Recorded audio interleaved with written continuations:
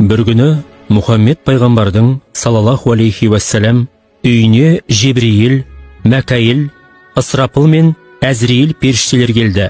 Пайғамбар олармен сұхбат құрып отырды. Періштелердің қайтар уақыты жақындады.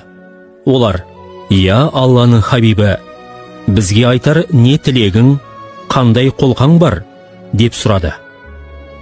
Пайғамбар: «Менің үмбетімнен басқа ешқандай тілегім, қалауым жоқ.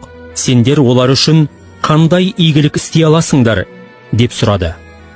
Сонда Жебрейіл: «Үмбетің саған күніне 10 рет салауат айтса, қиямет күнінде мен оның қолынан жетектеп, Сират көпірінен құстай ұшырып өткізер едім» деді. Мәкаил: «Мен ол пендеге Кәусар бұлағынан қанғанша су ішкізер едім» деді. Ысрапыл болса: «Я мүбәрәк, мен ол құлдың күнәләрін кешір деп, сәждеге басымды қоямын. Ұлық Алла қашан оны кешірмейінше, сәждеден басымды көтермес едім» деді. Әзірейіл де: «Мен пайғамбарлардың жанын қалай құрметпен, жеңіл алатын болсам, ол адамның да жанын солай аламын. Ол ақтық сәтінде ажалдың ауыртпашылығын мүлдем сезінбейтін болады».